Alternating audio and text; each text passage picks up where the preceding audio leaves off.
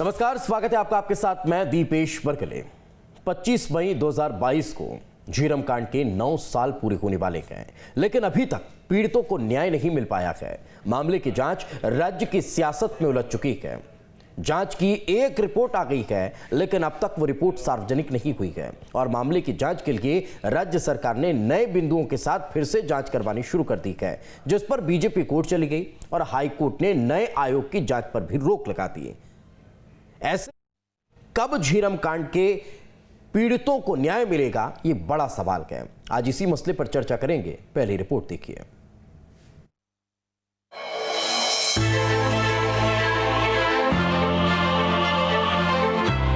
छत्तीसगढ़ में 2013 में हुए झीरम कांड को 25 मई को 9 साल पूरे हो जाएंगे।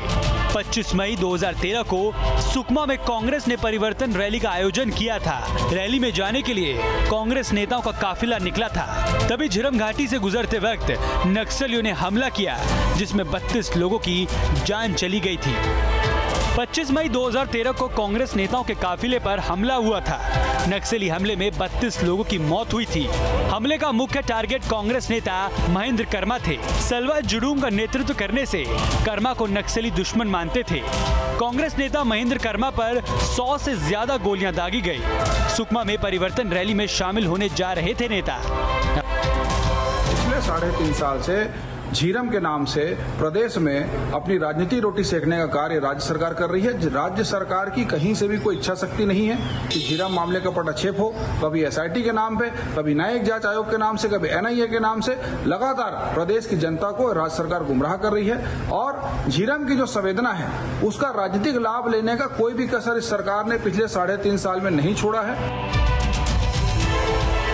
हत्याकांड को 9 साल पूरे होने वाले हैं, लेकिन अब तक जांच ही चल रही है और सच का इंतजार पीड़ित अब तक कर रहे हैं। तमाम सुरक्षा एजेंसियों ने जांच की, जांच की रिपोर्ट भी सौंप दी गई, लेकिन अब तक पीड़ितों को न्याय नहीं मिल पाया है। झीरम जांच की रिपोर्ट जस्टिस प्रशांत मिश्रा ने सरकार को सौंपी। नियम के मुताबिक रिपोर्ट को 6 महीने के अंदर विधानसभा में रखना था। राज्य सरकार ने जस्टिस प्रशांत मिश्रा की रिपोर्ट सार्वजनिक नहीं की। भूपेश सरकार में मामले में जांच आयोग का पुनर्गठन किया। नए आयोग के गठन के खिलाफ धर्मलाल कौशिक ने याचिका दायर की। याचिका में पुरानी रिपोर्ट सार्वजनिक करने, नए आयोग को भंग करने की मांग की। हाई कोर्ट ने नए आयोग के गठन पर रोक लगाकर सरकार से जवाब मांगा। आज तक झीरम के जो असली गुनाहगार हैं वे सामने नहीं आए। यह दुर्भाग्यजनक है कि इस प्रदेश में 15 साल तक जिनकी सरकार थी, भारतीय जनता पार्टी बराबर इस कोशिश में रहती थी कि झीरम का सच सामने न आए। जब सरकार में थे तब इन्होंने जांच में रंगेबाजी की। सरकार से हटने के बाद जब विपक्ष में आए तब कोर्ट का सहारा लेकर जांच में रंगेबाजी करते हैं। पहले झीरम कांड के बाद लगातार इस मामले पर सियासत हो रही है, लेकिन अब तक न ही गुनहगारों को सजा मिल पाई और न ही पीड़ितों को न्याय। जांच और न्याय के नाम पर बस सियासत हो रही है। मामले में हुई जांच की रिपोर्ट में क्या है, ये किसी को पता नहीं चल पाया है। तब तक दोबारा जांच की जाने लगी, लेकिन नेता प्रतिपक्ष की याचिका पर सुनवाई करते हुए हाई कोर्ट ने रोक लगा दी है और भारतीय जनता पार्टी और कांग्रेस दोनों एक दूसरे पर सच छुपाने का आरोप लगा रही हैं। लेकिन आम जनता और पीड़ितों के सामने जांच का सच सामने कब आएगा, ये देखने वाली बात होगी। Team news state. तो जिस झीरम कांड को 9 वर्ष पूरे होने जा रहे हो, उसके पीड़ित आज भी इंतजार कर रहे हैं कि आखिर कब इस मसले का सच सामने आएगा और कब न्याय मिलेगा। आज इसी मसले पर चर्चा करते हैं। के शर्मा जी हमारे साथ जुड़ चुके हैं, वरिष्ठ पत्रकार हैं। शर्मा जी, बहुत बहुत स्वागत आपका। हमारे साथ रामनिवास यादव जी हैं, पूर्व डीजीपी हैं छत्तीसगढ़ के। यादव सर, बहुत बहुत स्वागत आपका। धनंजय सिंह ठाकुर जी हमारे साथ हैं, कांग्रेस के प्रवक्ता हैं। धनंजय जी, आपका बहुत बहुत स्वागत है। अमित चिमनानी जी हमारे साथ हैं, बीजेपी के नेता हैं। अमित जी, आपका भी बहुत बहुत स्वागत है। शुरुआत धनंजय जी आज आप ही से करते हैं। आखिर कब 9 वर्ष बहुत होते हैं सर, 1 और साल हुआ, 1 दशक बीत जाएगा इस घटना को, लेकिन सच आज भी हमारे सामने नहीं है। सच से लगभग कोसों दूर की स्थिति है और ऐसी परिस्थितियां जब प्रदेश में कांग्रेस पार्टी की सरकार को, तब भी हम उन पीड़ितों को न्याय न दिला पाए। देखिए, निश्चित तौर पर दीपेश जी, मैं झीरम घाटी कांड में शहीद हमारे नेताओं और सुरक्षा कर्मियों को श्रद्धांजलि अर्पित करके अपनी बात पूरा कर रहा हूँ, क्योंकि 9वीं बरसी है ये कल झीरम घाटी कांड की। और जिस प्रकार से लगातार कांग्रेस पार्टी ये मांग करते रही है कि झीरम घाटी कांड की सच्चाई जनता के लिए जाना चाहिए, षड्यंत्रकारियों को सलाखों के पीछे भेजना चाहिए और पीड़ित पक्ष को न्याय मिलना चाहिए। आप देखेंगे हम जिस समय ये कांड हुआ उसके बाद केंद्र में भारतीय जनता पार्टी की सरकार बनी, उससे एनआईए जांच हुआ और एनआईए जांच को लेकर भी लगातार जो पीड़ित पक्ष ने अपनी आवाज उठाने का काम किया। और राज्य में जो भारतीय जनता पार्टी की सरकार रही है वो सदन में विधानसभा में सीबीआई जांच की मांग को स्वीकारने के बाद भी सीबीआई जांच नहीं कराया। और जब जांच आयोगों के द्वारा गठन किया गया तो देखेंगे कि जांच आयोग कार्यकाल के द्वारा कई बार बढ़ाया गया और हम लगातार मांग कर रहे थे कि जो झीरम घाटी कांड का जो षड्यंत्रकारी है उनको सजा मिलनी चाहिए, सब जनता के भी जाने चाहिए। और हमने 2007 के चुनाव में घोषणा भी किया था कि हमारी सरकार बनेगी तो इस कांड की जांच में हम एसआईटी गठन करेंगे। और उस दौरान देखेंगे जब एसआईटी गठन हमने किया और एनआईए से फाइल मांगा तो हमको फाइल नहीं दिया गया और उसके अगेंस्ट में भारतीय जनता पार्टी नेता जाके कोर्ट में एसआईटी की जांच को रुकवाए। और जब जांच आयोग के कार्यकाल को हमारी सरकार के द्वारा बढ़ाया गया, जो जांच आयोग जो रमन सरकार के दौरान गठित किया गया था उसमें जांच में नए 8 बिंदु जोड़े गए। उसके बाद भी देखेंगे भाजपा के नेता प्रतिपक्ष दरामद चौधरी जी न्यायालय में जाते हैं और जांच को रुकवा देते हैं। स्वाभाविक सी बात है, जांच को रोकने का काम क्यों कर रहा है, पीड़ितों को न्याय दिलाने में कौन बाधा उत्पन्न कर रहे समझ में आता है। जनता समझदार है, किस प्रकार से भारतीय जनता पार्टी नहीं चाहती, जो सरकार में रहते वो नहीं चाहती थी कि झीरम घाटी कांड का सब सामने आया। विपक्ष में रहने के बाद न्यायालय के मामले में जाकर भी कहीं न कहीं लोगों ने काम कर रही है और पीड़ितों को तो न्याय मिलना चाहिए, उसमें बाधा उत्पन्न करने का भारतीय जनता पार्टी कर रही है। भाजपा की इसमें क्या मंशा है ये भाजपा नेता ही बता सकते हैं। अमित जी, क्या मंशा है? सरकार में रहते हुए भी आप लोगों ने जनता के सामने इस कांड का सच नहीं आने दिया और अभी भी विपक्ष में रहते हुए भी आप सच आने देना चाहते नहीं हैं, ऐसा आरोप कांग्रेस पार्टी भारतीय जनता पार्टी पर लगा रही है। क्या जवाब देंगे और आखिर इसके पीछे मंशा क्या, जो एक बड़ा सवाल ठाकुर साहब ने भी उठाया? सभी दिवंगत पुण्यात्माओं को पहले श्रद्धासुमन अर्पित कर रहे हैं। जो आरोप हैं वो निराधार हैं, क्योंकि विपक्ष में जब कांग्रेस थी तब बहुत बड़ी बड़ी बातें करती थी कि उनकी जेब में सबूत है और बहुत प्रमुख नेता हैं आज के जिनकी जेब में सबूत थे, लेकिन वो जेब सबूत निकल नहीं पाए। संवेदनाएं हर कांग्रेस का नेता व्यक्त करता है, दुख जताता है, बड़ी बड़ी बातें होती हैं, लेकिन ऐसे महत्वपूर्ण विषय पर जब प्रमाण आपके पास थे तो आपने किसी जांच एजेंसी को दिए नहीं। ये प्रश्न आज प्रदेश की जनता पूछती। दूसरा, हाईकोर्ट के विषय में दीपेश जी जो बात चल रही है कि हमने जांच पे अड़ंगा लगाने का प्रयास किया। अगर ऐसा होता तो हाईकोर्ट हमारी बात पर संज्ञान क्यों लेता, हमारी पिटीशन को खारिज नहीं कर देता? अगर हाईकोर्ट को भी यही लगता तो जो आरोप कांग्रेस हम पे लगा रही है, पहले ये तो समझ ले कि हाईकोर्ट का निर्णय है और हाईकोर्ट जाने का या किसी भी न्यायालय जाने का तो सबको अधिकार है। जो जांच इतने वर्षों के बाद हुई उस जांच की रिपोर्ट को एक डब्बे में बंद करके कांग्रेस पार्टी ने क्यों रख दिया, ये भी एक प्रश्न है। और यह सच क्या रिपोर्ट में लिखा है उसका जनता के सामने ना आए, इसके लिए एक और एक्सटेंशन दे दिया है इन्होंने कि एक तो जांच हुई वो हमको ठीक नहीं लगी, ना जाने उसमें किनका नाम है, शायद कांग्रेस के लोगों का नाम है कि क्या है हमको नहीं पता, हम नहीं कह सकते।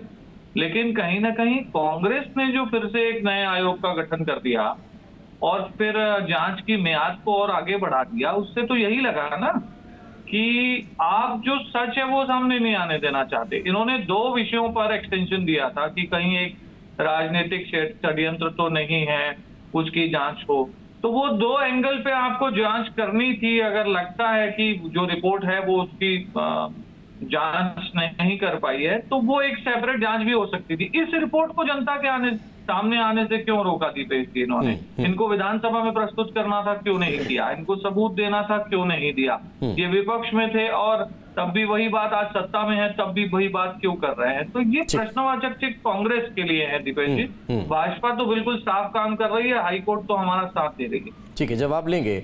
रामनिवास यादव जी से एक कमेंट लेते हैं। तिवारी सर, आपने अपने सेवाकाल के दौरान कई ऐसे जांच कमेटियों को देखा होगा जो जांच करती हैं, रिपोर्ट आती है, उससे दूध का दूध पानी का पानी हो जाता है। 1 दशक बीतने को है, लेकिन झीरम कांड का सच अब तक सामने नहीं आ पाया। इसके पीछे की बड़ी वजह क्या देखते हैं और क्या संभवतः आपको लगता है कि कब तक ये परिस्थितियां स्पष्ट हो सकती हैं? यादव सर। ये सबसे पहले तो ये दुखद घटना थी और जितने भी हमारे शहीद हुए उन सबको मैं श्रद्धांजलि अर्पित करता हूँ। और इसमें पहले जो जुडिशल कमीशन बैठा और उसके बाद वो जुडिशल कमीशन ने जो रिपोर्ट दी और वर्तमान सरकार ने उसमें कुछ और बिंदु जोड़े हैं। तो ये ठीक है कि जुडिशल कमीशन की रिपोर्ट में जो भी निर्णय मतलब उन्होंने अपने तथ्य रखे होंगे, जो भी फाइंडिंग्स दी होंगी उस पर कार्रवाई करके और जो भी कुछ अधूरी चीज़ें रह गई हैं तो उनको पता किया जाए, क्योंकि जनता के समक्ष इसमें जो भी कोई तथ्य है किसी भी के मन में कोई शंका ना रहे, हर शंका का यहाँ पे समाधान हो जाना चाहिए। तो हमारा ये है, लेकिन समय बहुत लग गया है पहले भी अभी भी, तो क्योंकि बहुत देर से कोई न्याय होता है तो फिर उसको न्याय में एक तरीके से कहें कि जो जिन लोगों ने अपने परिवार के सदस्यों को खोया है और जिनमें एक शंका लोगों के मन में है, उन दोनों चीज़ों का समाधान हो जाना चाहिए। तो समय के उसके जल्दी जो नया कमीशन है वो अपना जल्दी कार्रवाई करे और जो पुराने कमीशन के जो तथ्य हैं तो उनको भी समावेश करके जो नई चीज़ें हैं निकाल के वो सामने जल्दी से ले आए, तो उसमें न्याय भी दिखता प्रतीत होगा और आम जनता के मन में कोई भ्रांतियाँ समाधान है, शंका है, वो उनका भी समाधान हो जाएगा।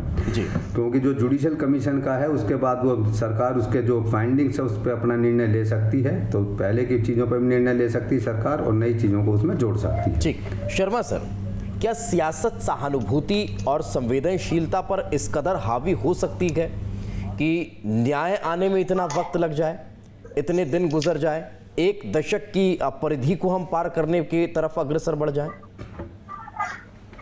इसमें महत्वपूर्ण बात है दिवेश जी कि इतने साल जांच में एक तो देरी हुई। जो प्रशांत मिश्रा आयोग है, हम वो भी न्यायाधीश है और आज भी वो मुख्य न्यायाधीश हैदराबाद में, तो उनके न्याय पर निष्पक्षता पर सवाल की बात नहीं है, ना ही सरकार ने किया है। लेकिन जिस तरह से राज्यपाल को जांच रिपोर्ट सौंपी गई उसके वास्तविक कारण नहीं आने के कारण राज्य सरकार ने एक दिन पूर्व, जब राज्य सरकार के पास राज्यपाल के माध्यम से जब राज्य सरकार के पास पहुंची, उस एक दिन पूर्व ही एक अलग समिति की कमेटी गठित की गई। इसमें मिनहाजुद्दीन जस्टिस है और अग्निहोत्री, अब इन लोगों ने 2 सुनवाई पूरी कर ली है अभी तक। लेकिन दूसरी सुनवाई के समय जब रायपुर में 7 मई को हुआ तो कोई भी नहीं आया। दूसरा एनआईए जांच जब हुई है तो एनआईए जांच में 39 नक्सलियों के खिलाफ चालान कूटा हो चुका है, जिसमें 9 लोग गिरफ्तार हुए हैं। अब देरी का कारण आप देखिए कि जिन 4 प्रमुख जोनल कमेटी के जो कमांडर थे, जो जिनके नेतृत्व में नक्सलियों ने ये वारदात की है, उनमें से रमन्ना जैसे की मृत्यु हो चुकी है, गणेश उइके की मौत हो चुकी है, देवा अभी है जिनकी गिरफ्तारी नहीं हुई है। तो बाकी नक्सली जो इस घटना में शामिल थे उनकी गिरफ्तारी पर क्यों इसमें प्रयास हो नहीं रहा है? इसके साथ ही जो राजनीतिक षड्यंत्र की बात आ रही है, तो राजनीतिक षड्यंत्र किस ढंग से हुआ है, क्या प्रशांत मिश्रा आयोग की रिपोर्ट में ये चीज शामिल है? और जो स्वास्थ्य और सुरक्षा को लेकर जो बात आ रही है कि स्वास्थ्य को उनको किस प्रकार की सुविधा दी गई, सुरक्षा को लेकर के क्यों दूसरे रास्ते से क्यों नहीं लाया गया, ये आम लोगों का भी सवाल है कि जिस रास्ते से गए उसी रास्ते से क्यों वापस लौट रही थी टीम। और वहां पे जब घेराव हुआ तो जिनको घायल को भी नाम पूछ के, जिस तरह खासकर महेंद्र कर्मा को जिस निर्शंसता के साथ मारा गया और उनके ऊपर मतलब नक्सली वहां पे खुशी मनाते हुए भी दिखे, जबकि वो कर्मा जी खुद होके सामने आए थे, अब मैं हूं महेंद्र कर्मा, आप मुझसे किए, बाकी को छोड़ दीजिए, यहां तक की बात आई थी। घायल बहुत सारे हैं। उनका कहना है कि एनआईए ने उनको गवाही नहीं ली है, एक बात यही। लेकिन एनआईए का चालान पुटअप हो चुका है। राज्य सरकार एसआईटी गठित करने की जब बात की तो एनआईए ने उसमें आपत्ति की और हाई कोर्ट ने एनआईए की बात को मान लिया। चालान पुटअप हो चुका है, उसमें नक्सली, बाकी नक्सली कब गिरफ्तार होंगे? एक बात, राजनीतिक षड्यंत्र किस रूप से शामिल था, दूसरी बात, तीसरा चीज है उस समय के अधिकारियों पर क्या कार्रवाई हुई है, तीसरी बात है। अब तक ये तो महत्वपूर्ण बातें हैं जिन पर अभी जनता को भी विचार है। साथ ही जो परिवार ने, जितने लोगों ने खो दिया है, अपने परिवार के मुखिया ही कहे जितने लोग हैं जो बड़े राजनीतिज्ञ थे, कांग्रेस ने तो एक पूरा पीढ़ी उसमें खो दिया था। उसके बाद के लेकर के जो घायल है, लगभग इसमें 36 घायलों के नाम आए थे और 32 शहीदों की बात आ रही है। तो इनके परिवारों को लेकर, न्याय को लेकर क्या प्रयास हो रहा है? और जल्दी से जल्दी 9वीं बरसी हम कल मनाने जा रहे हैं। तो ऐसी स्थिति में सरकार की ओर से कांग्रेस और भाजपा सब मिल करके कैसे इस घटना के लोगों के जो पीड़ित हैं उनको न्याय दिलाए, इसके राजनीति के बजाय मुझे लगता है कि इसमें आगे बढ़ना चाहिए और क्यों उसमें विधानसभा में पेश नहीं हुआ और इसमें नई समिति के जैसे अब रोक दिया गया है कि उसमें अब राज्य सरकार जवाब क्या देती है, ये एक बात है। किसी को नई समिति बनाने से राज्य सरकार को दिक्कत नहीं, लेकिन जो आयोग की रिपोर्ट आई है वो भी सामने आना चाहिए। वो भी लोगों का इंतजार है कि आयोग की रिपोर्ट में वास्तविकता ये बड़ा सवाल है, इसका जवाब लेते हैं। धनंजय जी, एक बड़ा सवाल बार बार ये उठ रहा है और आज से नहीं उठ रहा है। जब आयोग ने रिपोर्ट सौंपी थी तब से इस बात को लेकर इंतजार किया जा रहा है कि आखिर इस आयोग की रिपोर्ट को कब सार्वजनिक किया जाएगा। विधानसभा के पटल पर इसे न रखने की क्या कोई खास वजह है? इसके पीछे क्या कोई खास कारण है जो इसे छुपा कर रखा जा रहा है? देखिए,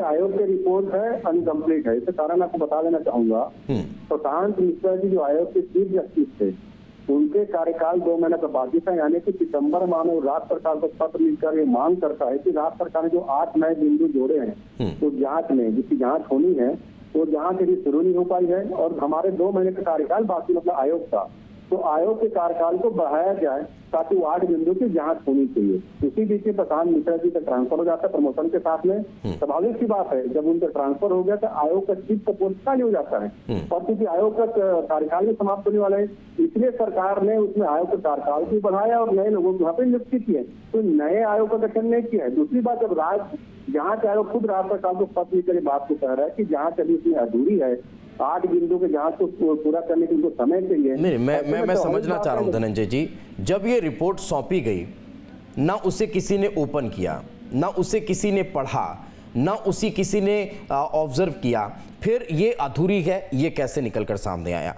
जस्टिस प्रशांत मिश्रा ने जो रिपोर्ट सौंपी उसमें कहीं किसी लेटर में इस बात का जिक्र अभी तक तो हमारे सामने नहीं आया जहां ये लिखा हो कि ये जांच रिपोर्ट अभी अधूरी है, इसको आगे बढ़ाने का काम दूसरी कमेटी कर सकती है, या मैं इस पद से इस्तीफा देकर कहीं और जा रहा हूं, आप किसी और को नियुक्त करिए ताकि जांच आगे बढ़े। ऐसा अगर कोई पत्र आपके पास हो तो थोड़ा सा दर्शकों को भी दिखाइए कि कहीं इस बात का जिक्र है कि हाँ ये जांच अधूरी थी जिसको अब हम बढ़ा रखे हैं।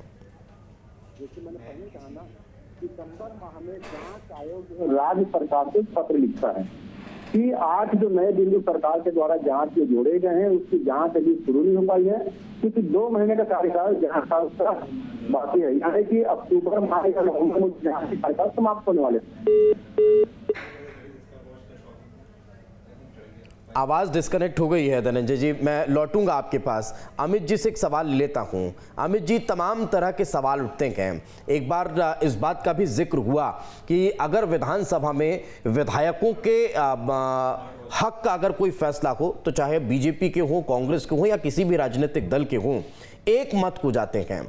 अगर आरक्षण का मसला हो तो किसी भी राजनीतिक दल के सांसद या विधायक या जनप्रतिनिधि क्यों ना हो, एक मत को जाते हैं। ये एक मतता क्या इस तरह के मसले को लेकर निकलकर सामने नहीं आ सकती? क्या इसमें हम इस तरह के प्रयास नहीं कर सकते कि न्याय मिल जाए उन लोगों को?